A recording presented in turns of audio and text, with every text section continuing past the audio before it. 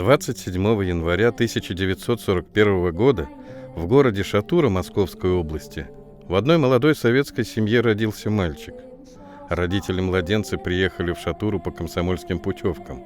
Файзурахман из Татарии, Гасима из Башкирии.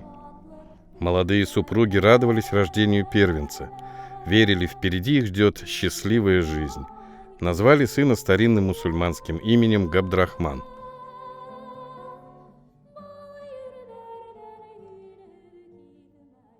Но началась война. Файзурахман Кадыров ушел на фронт. С войны он уже не вернулся. Гасима после известия о смерти мужа не могла найти себе места. Взять себя в руки Гасиме помогла мама погибшего мужа. Я, балакайым, тыныслан, сабырлы был. Әлихіңе бит улыбызды өстірігі бар. Твоему сыну суждено жить, балам, и он будет летать, как птица.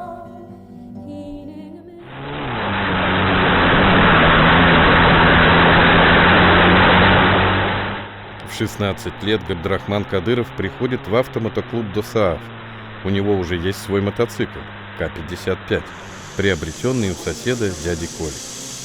Деньги на покупку мотоцикла Габдрахман с матерью накопили понемногу. Настырный парнишка в то время уже подрабатывал киномехаником в детском киноклубе. Заканчивает школу и устраивается работать слесарем-ремонтником в строительном тресте номер 3. Рабочие треста любили трудолюбивого парнишку, верили в него, но были и те, кто не видел в хрупком юноше спортсмена. Ген, ты себя видел? Маленький, хилый. Вместо того, чтобы специальность изучать, матери помогать финансово. Она ведь одна тебя тащит. Ты мечтаешь о каких-то мотогонках. Да к чертям собачьим эти мотогонки. Чемпионом мира все равно не станешь. Иди работай. Действительно, Габдрахману не очень-то везет. Его первый старт в мотоспорте состоялся 23 февраля 1958 года. Спортивного мотоцикла у Габдрахмана еще не было, и он поехал на своем К-55. Задание тренера было несложным – не сойти с дистанции. Габдрахман уже близок к его выполнению, полдистанции позади. Но нет. Оборвалась цепь. Финишировал Габдрахман в кузове грузовика, который доставил юного кроссмена и его железного коня обратно в мотоклуб. С Кадыровым мы встретились в 1958 году. Мы съездили в Октябрьский на кросс. Кадыров там первое место занял. Это вот 1958 год, это первый его кросс. А потом прихожу в клуб, Кадыров на костылях ходит. Понимаешь? Или детство такое тяжелое было. Отнялись ноги у него. То он на костылях ходил месяца 2. Потом в Казань поехали. На вещах вот Кадыров и Шайнуров 125 поехали. Дудорин, Чернов 350. Вот. 175 Горьков и Антоненко был у нас еще такой. Они вместе ездили. Макакощики их называли. 125, 175. А мы с Плехановым поехали с коляской. Мне на мастера хватило, вот, и документы отпадал, и с Кадыровым мастера вместе получали. Затем пришли первые успехи в спидвее на гаревой дорожке. Но судьба представила возможность испытать ему свои силы и на льду. Но всерьез, как ледовика, Габдрахмана Кадырова все-таки не воспринимали. Лидерами ледового спидвея страны в то время были прославленные уфимские гонщики Борис Самородов, Фарид Шайнуров, Игорь Плеханов, Юрий Дудорин, Николай Чернов. И самым сильным и непобедимым считался Борис Самородов. Казалось, долго еще не будет спортсмена, который сможет составить ему конкуренцию. Оптимистичный, веселый, отчаянный парень был любимцем советских болельщиков, их кумиром. Однажды Самородов отчитал Кадырова: «Зачем ты так настойчиво убиваешь свою индивидуальность? Обретай свое лицо. Все равно Самородовым ты не станешь, а вот чемпионом стать можешь. Чемпионом стать можешь». Эти слова запали Габдрахману в душу. Но он понимал, что ни Самородов, ни Шайнуров, никто другой не уступит ему победу просто так. Нужно готовиться к трудной борьбе. 1964 год. Первенство СССР в Москве. Все знатоки гонок в один голос заявляли: Чемпионом Советского Союза станет Самородов. В первый день Самородов вышел в лидеры. Никто из гонщиков не сумел показать ему спину. Не сумел и Габдрахман. Но на второй день впилась в Габдрахмана занозой спортивная ярость. Захотелось обогнать всех гонщиков мира. Все заезды он словно летел на своем мотоцикле по треку, описывая неистовые виражи, и стал чемпионом Советского Союза. У Габдрахмана у него был свой стиль езды, хорошее чутье. У него старт был мгновенный, и у него всегда приподнималось переднее колесо, и перед виражом он уже успевал вкладывать в вираж. А что делать, если человек спортивный, смелость у него есть, тактика езды, ничего не сделаешь, его никто не отнимет. На самом деле, это же азарт для болельщиков, весь стадион гремел. Стадион, вы вспомните, сколько народу было, по 40 тысяч человек. Вот так боком стояли, потому что вот так стоять мест не хватало, вот так боком. Вот так вот, больше помещалось на трибуну. Первый чемпионат Европы проходил на стадионе Труд в Уфе.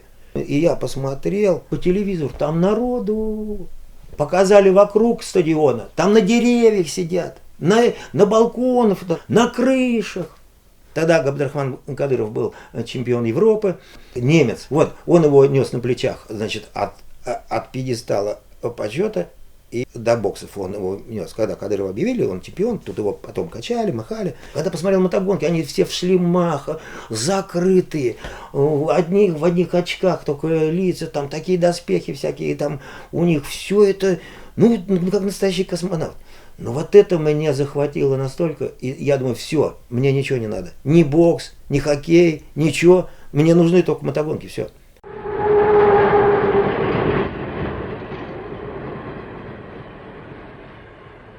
Стать первым чемпионом мира и получить первую золотую медаль.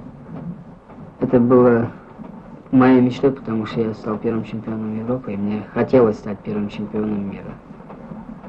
Главным конкурентом был Юрий Чекранов, так как он выиграл первенство Советского Союза. Технически он грамотный, силы воли у него хватает, смелости, но тактического мастерства у него еще мало.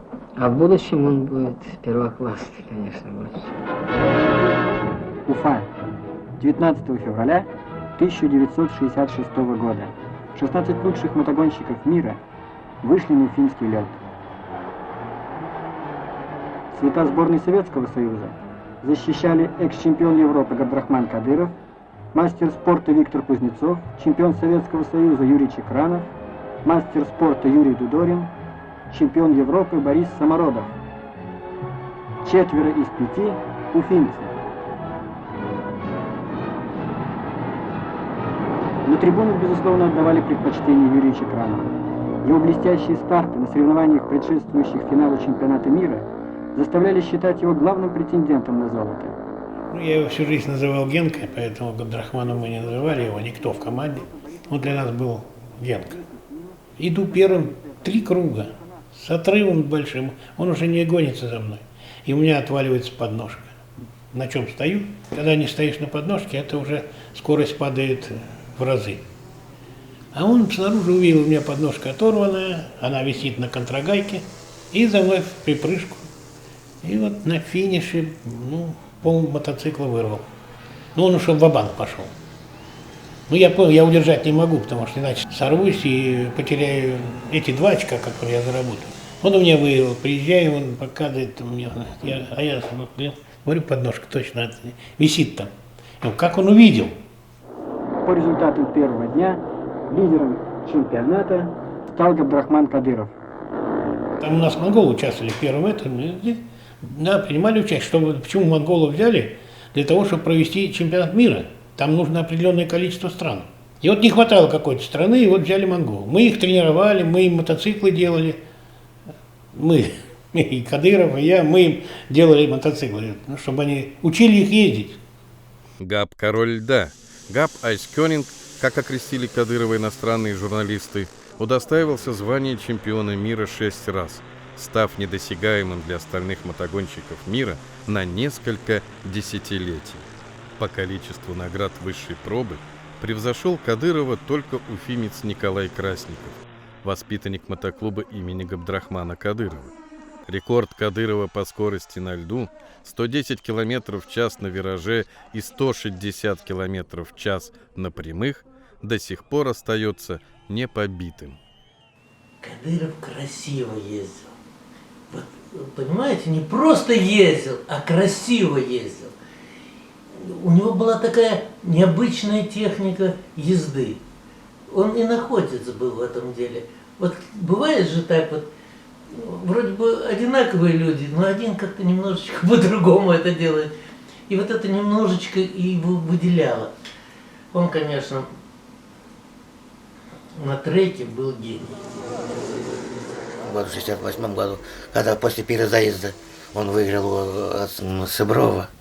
Как Сыбров, москвичи хотели, чтобы он чемпионом мира были москвичи. Ни один из них лишний чемпионом мира не были. Как они рвались на это дело. Нет, не получилось. Сыбров, он 2 раза вторым призером. Сильнее были наши башкирские гонщики на сегодняшний день. И сейчас так же.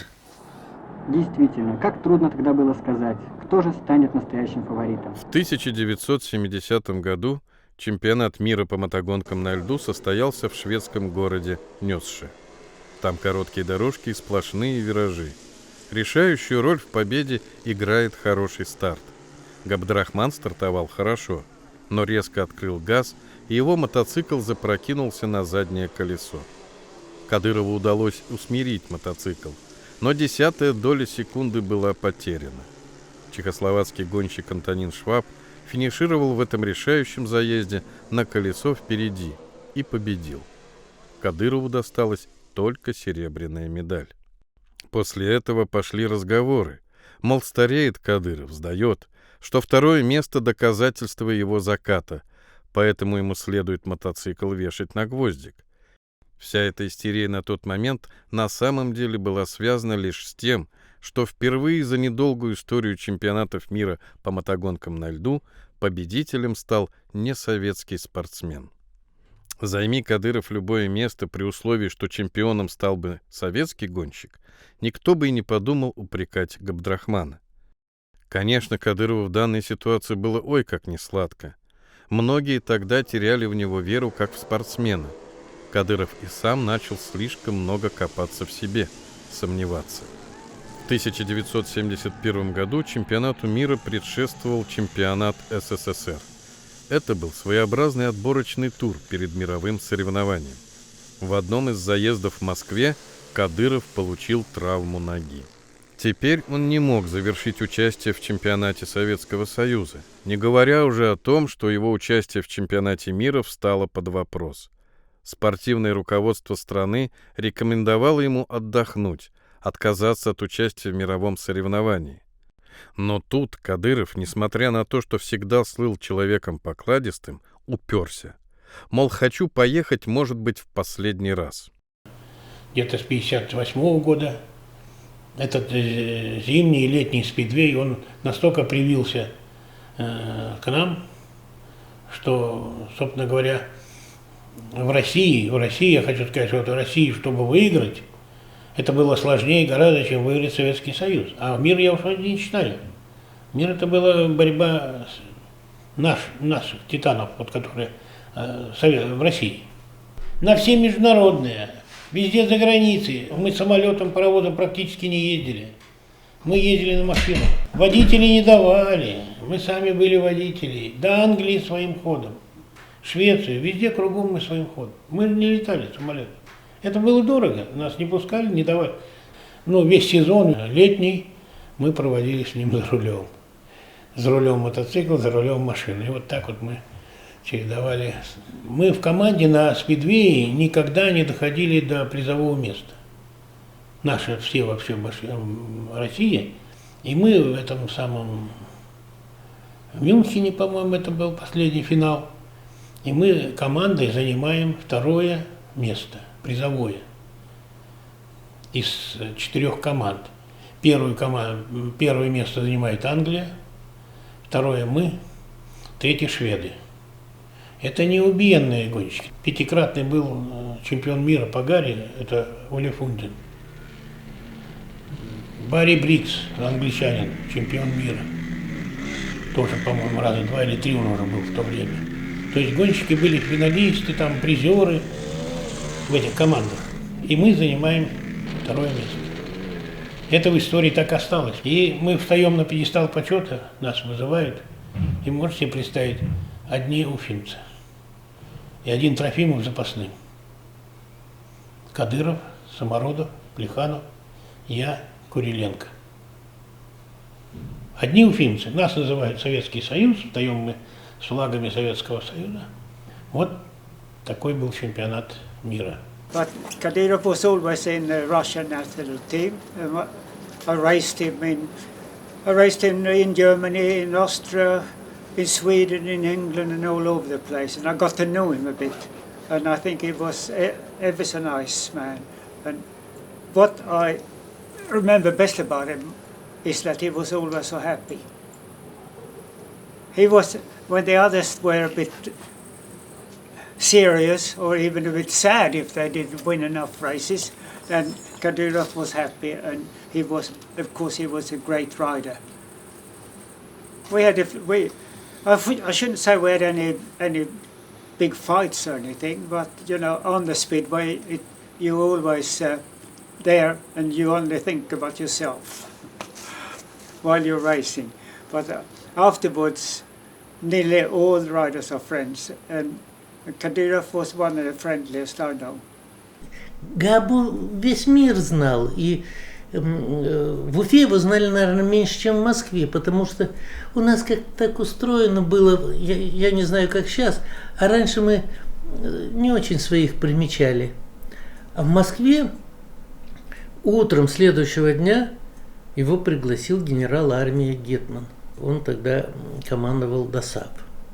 Собрали весь штаб этого ДОСААФа, там генералов несколько человек, Самородов, Габдрахман Кадыров, тренер генерал армии, так говорит: слушай, а что там у тебя случилось? А Габдрахман там с тренером же поссорился.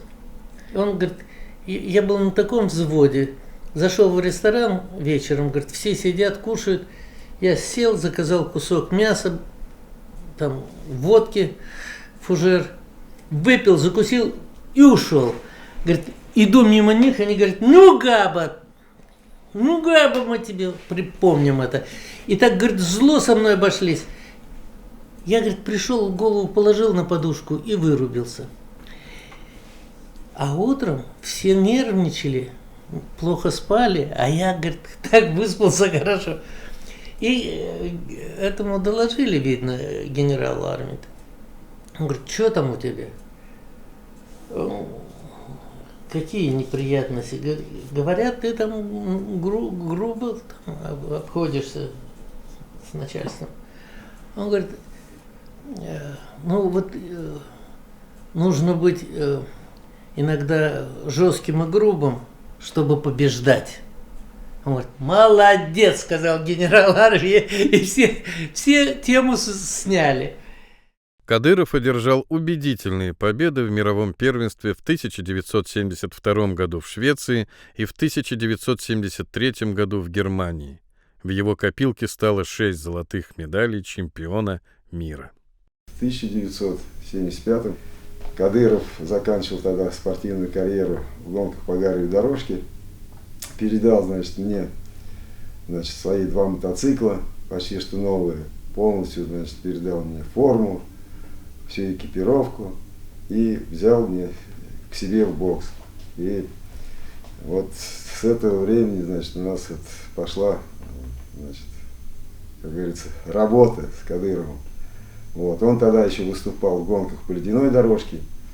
Вот. Мне приходилось ему помогать, значит, колеса шиповать, значит, шипы заусенцы обтачивать. Потому что Кадыров, он никому не доверял, он делал все сам.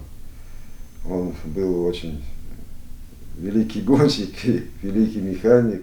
Тренером он стал вот здесь, на Труде, легендарном нашем стадионе. Я подошел к нему, он внутри круга стоял, и говорю: Габа, ну как? Он говорит, ты знаешь, я не ожидал, что тренером так трудно работать. Вот, гоняться самому легче, чем смотреть, как гоняются твои ученики. Тренера больше требуется и большая ответственность. Вот там я за себя отвечал. А здесь вот стою в этом круге и отвечаю за всю команду. Есть же и ребята, которые говорят, ну, первое место, ну, второе, ну, пятое. А Габи всегда нужно было первое. И на треке, и в жизни. Это вот как раз азарт, вот такой спортивный азарт, который человек не смотрит. Он бросает свое тренерское, он бросает карандаш, бросает ручку там с тетрадкой, которую надо вести. Заезды, надо считать очки. Команда, проигрываем. И тут вдруг так, вот так вот. Все, он бросает эти все тетрадки. Все, он врубается и полностью по уши, по локти, весь чумазый, и все. Пиджак, если мешает, галстук мешает, бросил его, и все, дальше продолжает.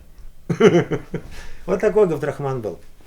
В сборной команде Советского Союза пошло как бы тенденция омоложения. Кадыров, в общем, решил посвятить себя, значит, тренерской работе. Значит, давали ему квартиру в Москву, значит, это самое. Он в Москву, значит, отказался, не поехал. Он, значит, работал в сборной команде Советского Союза. Первый чемпион мира, ему подарили Шкоду. Стимул дал этой Яве, что там были мотоциклы же. Польский ФИС, Джап. Джапы были. И больше не было моторов. Вот Джап и ФИС, и наша Ява. И Джап и ФИС чемпионы мира, эти как его, Барри Брикс, Фундин. Я по Гарри имею в виду. Вот. А Ява, она еще не популярна была. А когда на льду она стала выигрывать чемпионат мира, она стала популярна. Шведы эти стали закупать. Кадыров вот эту фирму поднял на тот уровень. С Габдрахманом в любую страну приезжали, все, Габдрахман, все его знают. Я говорю, вот у него такая была популярность, это Гагарина Юрий Алексеевич знали, также его. Знаете, та популярная была группа Битлз. Он черненький был такой, знаете, это самое. Прическа его особенно выдавала его, он очень был похож на этого Битла. Не на всех, там есть такие волосатые были, а один там какой-то из них, он был вот как раз вот именно прическа у него, как у Габдрахмана. И вот у него прославился его прославил. Да, вот это было такое. И привязал к нему эта кликуха, так и был Битл в Англии. Legenda, yeah. He is one of the best ice speedway riders during all times. He's a legend in Sweden. I have only read newspapers and seen old movies about him. So I never seen him on the track for real. Швеции, да, там они начали первые. Ну, настолько это было там все примитивно. Они ездили на ноге, там не на колено, а вот так, стоя. Ну, я видел эти старые кадры шведов, тогда еще были. Нет, конечно, это было совсем не та езда.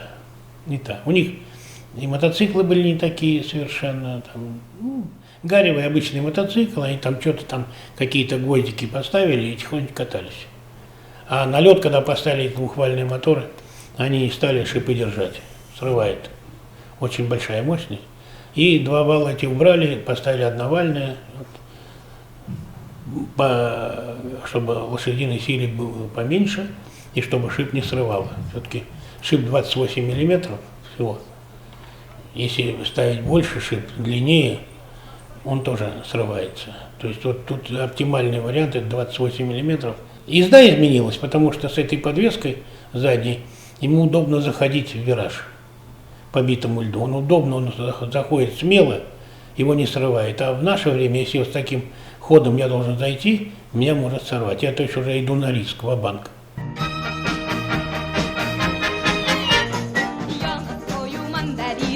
Сердечный лад, на рассвет, на летний полдень, на закат. Пусть поют гитары, плачут на склоне дня.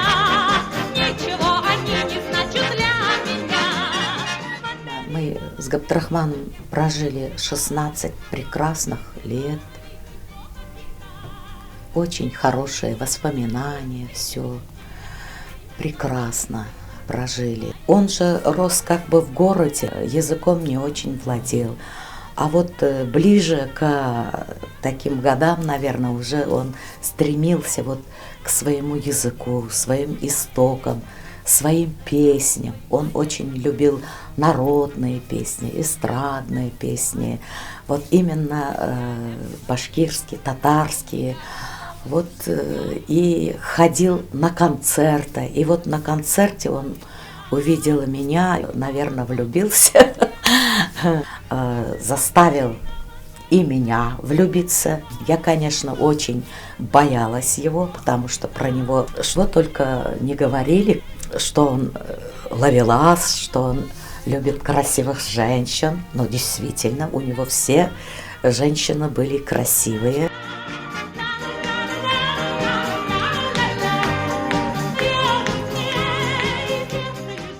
В 2001 году был создан спортивный клуб имени Кадырова по инициативе правительства Республики Башкортостан. И за короткий период времени ведущим нашим тренерам удалось создать очень боеспособный коллектив, который на протяжении последних десятилетий очень большим успехом выступает на всероссийской и международной аренах. На данный момент мы находимся на учебно-тренировочных сборах сборной команды России по мотогонкам на льду. Мы успели проехать 2 тренировки на мотоциклах. Эту ночь обещает быть минусовая температура, и завтра уже мы вновь выйдем на лед и наверстаем упущенное. Но здесь тоже время зря не теряем. И существуют тесты для сборной России. Это отжимания, приседания. Команда в полном составе уже завтра выйдет на лед. Состав практически костяк не меняется. Это Иванова, Хамицевич, Красников, Толтаков. Мы друг друга с полуслова понимаем. И глядя на них, уже и молодежь подтягивается. Здесь же адреналин, здесь скоротечно, заезды быстренько все проходят. По минуте заездов они всю статистику ведут. Это интересно. Это не футбол, там 45 минут тайм идет, там хоккей, там, ну, правда, там в тепле сидят. Но, тем не менее, здесь что согревает вот то, что ребята, их не на горячие сердца, наверное, их мужество, азарт на гонках, поэтому народ ходит. Kadraham Kadyrov, legenda Ice Speedway. In Germany it's only total popular is football, then Formula One, and total bad situation about Ice Speedway, it's total on the bottom and not total interested, but we are lucky about it's total good sport and motorsport in winter. It's for spectators, for my opinion, it's the best one. It's brilliant. Спасибо большое, мотоклуб Уфа, Кадрахам Кадиров und большое спасибо, тренировка Куматау.